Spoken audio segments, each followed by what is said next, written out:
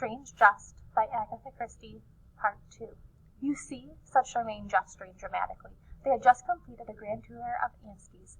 They had been round the kitchen garden, heavily trenched. They had been through the little woods, where every important tree had been dug around, and had gazed on the pitted surface of the once smooth lawn. They had been up to the attic, where old trunks and chests had been rifled of their contents. They had been down to the cellars, where flagstones had been heaved unwillingly from their sockets.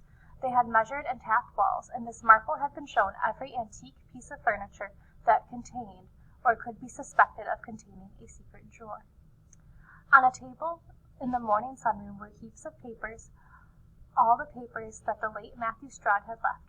Not one had been destroyed, and Charmaine and Edward were one to return them again and again, earnestly pursuing bills, invitations, and business correspondence in hopes of spotting a hitherto unnoticed clue.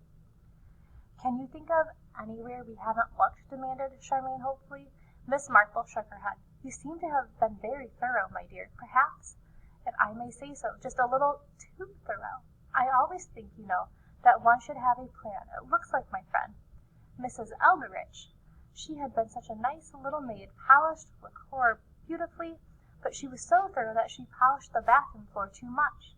And as Mrs. Eldridge was stepping out of the bath, the cork mat slipped from under her foot, and she had a very nasty fall and actually broke her leg. Most awkward, because the bathroom door was locked, of course, and the gardener had to get a ladder and come through the window. Terribly distressing to Mrs. Eldridge, who had always been a very modest woman." Edward moved restlessly. Miss Marple said quickly, "Please forgive me. So apt, I know, to fly off a tangent, but one thing does remind of another, and sometimes that's helpful. And I was trying to say was that perhaps if we try to sharpen our wits and think of a likely place—" Edward said crossly, "You think of one, Miss Marple. Charmaine's brains and mine are now only beautiful blanks." "Dear, dear, of course, most tiring for you. If you don't mind, I'll just look through all of this." She indicated the papers on the table. "That is, if there's nothing private. I don't want to appear to pry." "Oh, that's all right, but I'm afraid you won't find anything." She sat down by the table methodically, worked through the shelf of documents. As she replaced each one, she sorted them automatically into tidy little heaps. When she had finished, she sat staring in front of some for minutes. Edward asked, not without a touch of malice, "Well, Miss Marple?" Miss Marple came to herself with a little start. "I beg your pardon, most helpful. You found something relevant?" "Oh, no, nothing like that, but I do believe I know what sort of man your Uncle Matthew was. Rather, he was like my very own Uncle Henry, I think. Fond of rather obvious strokes. A bachelor, evidently. I wonder why. Perhaps an early disappointment. Methodical up to a point, but not very fond of being tied up. So few bachelors are." Behind Miss Maple's back, Charmaine made a sign to Edward. It said, "She's gaga." Miss Marple was continuing happily to talk of her deceased Uncle Henry. Very fond of puns he was, and to some people puns are most annoying, and mere play on words may be very irritating. He was a suspicious man, too, always convinced that the servants were robbing him, and sometimes, of course, they were, but not always. It grew upon him, poor man. Towards the end, he suspected them of tampering with his food, and finally refused to eat anything but boiled eggs. Said nobody could tamper with the inside of a boiled egg. Dear Uncle Henry, he used to be such a merry soul at one time, very fond of his coffee after dinner. He always used to say, 'This coffee is very Moorish,' meaning, you know, that he'd like a little more." Edward felt that if he heard any more about Uncle Henry, he'd go mad. "Fond of young people, too," went on Miss Marple. "But inclined to tease them a little, if you know what I mean. Used to put bags of sweets where a child just couldn't reach them." Casting politeness aside, Charmaine said, "I think he sounds horrible." "Oh, no, dear, just an old bachelor, you know, and not used to children. And he wasn't at all stupid, really. He used to keep a good deal of his money in the house, and he had a safe put in. Made a great fuss about it, and very secure it was, as a result of his talking to so much. Burglars broke in one night and actually cut a hole in the safe with a chemical device." "Served him right," said Edward. "But There was nothing in the safe, said Miss Marple. You see, he really kept the money somewhere else, behind some volumes of sermons in the library. As a matter of fact, he said people would never took a book off that kind of shelf. Edward interrupted excitedly. I say, that's an idea. What about the library? But Charmaine shook a scornful head. Do you think I hadn't thought of that? I went through the books Tuesday of last week, when you went off to Portsmouth. Took them all out, shook them, nothing there. Edward sighed. Then rousing himself, he endeavored to rid himself tactfully of their disappointing guests. It's been awfully good of you to come down here as you have, and try to help us. Sorry it's been all a washout. Feel as we trespassed a lot on your time. However, I'll get the car out, and we'll be able to catch the 3:30. Oh, said Miss Marple, but we've got to find the money, haven't we? You mustn't give up, Mr. Russ, dear. If at first you don't succeed, try again.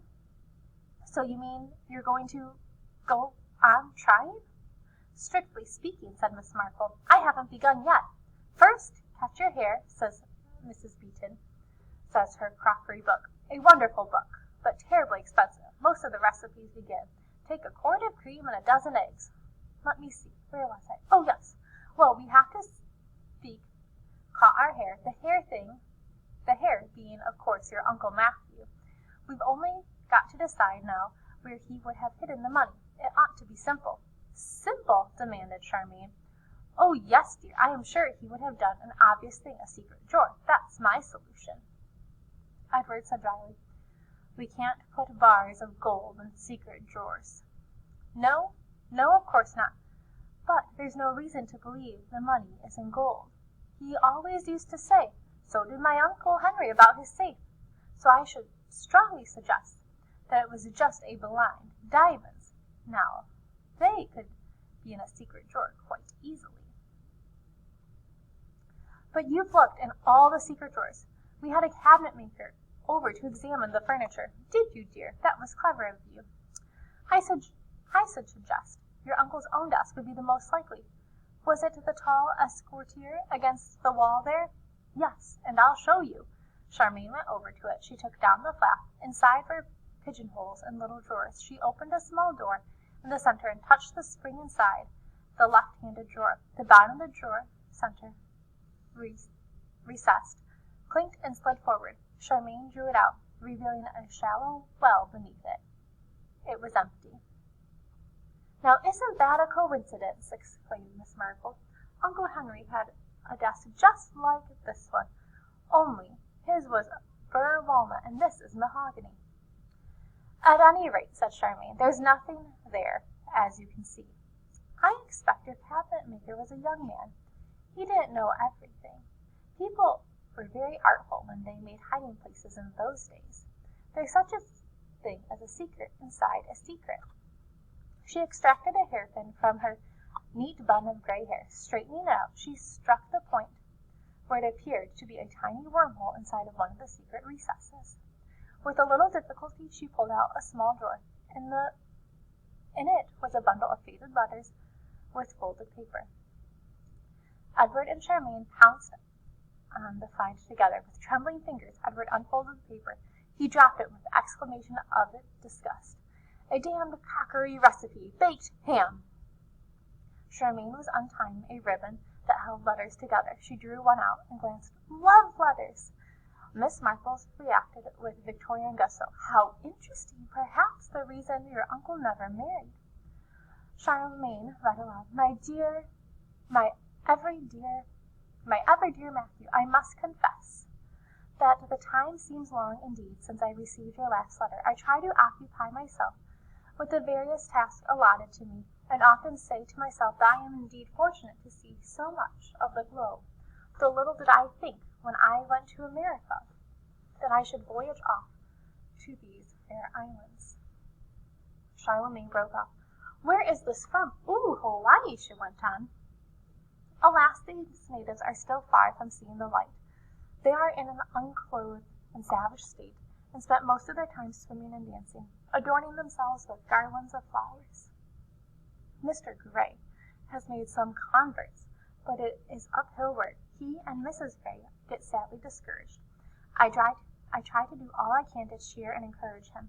But I, too, am often sad for the reason you can guess. Dear Matthew, alas, absence is a severe trial for a loving heart. Your renewed vows of prostinations of affections cheer me on greatly. Now and always you have my faithful and devoted heart. Dear Matthew, and I remain your true love, Betty Martin. P.S. I addressed my letter under cover to our mutual friend Matilda Graves, as usual. I hope heaven will pardon this little subterfuge. Edward whistled. A female missionary. So that was Uncle Matthew's romance. I wondered why they never married.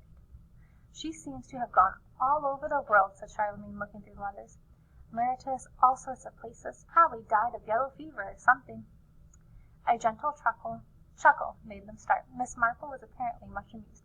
Well, well, she said, fancy that now. She was reading the recipe for the baked ham. Seeing their inquiring glances, she read, baked ham with spinach. Take a nice piece of gammon, stuck with clovers, and cover with brown sugar. Bake in a slow oven. Serve with border of pureed spinach. What do you think of that? I think it sounds filthy, said Edward. No, actually it would be very good. But what do you think of the whole thing? A sudden ray of light illuminated Edward's face. Do you think it's a code? Cryptogram of some kind? He seized it. Look here, Charlemagne. It might be, you know. No reason to put a cooking recipe in a secret drawer otherwise. Exactly, said Miss Marple. Very significant. Charlemagne said, I know what it might be. Invisible ink. Let's heat it up. Turn on the electric fire. Edward did so, but no signs of writing appeared under treatment. Miss Marple coughed. I really think, you know, that you are making it rather too difficult. The recipe is only indication, so to speak. I think the letters are significant. The letters, especially, said Miss Marple, the signature. But Edward hardly heard her. He called excitedly, Charlemagne, come here. She's right. See, the envelopes are old. Right enough, but the letters themselves were written much later. Exactly. They're only fake old. I bet anything Uncle Matt faked them himself. Precisely, said Miss Marple. The whole thing is a sell. There never was a female missionary. It must be a code. My dear, dear of children, there's really no need to make it so difficult. Your uncle was really a very simple man. He had to have his little joke, that is all. For the first time they gave her their full attention. Just exactly what do you mean, Miss Marple? Asked Charlemagne. I mean, dear, that you're actually holding the money in your hand this minute, Charlemagne stared down. The signature, dear, that gives the whole thing away. The recipe is just an indication.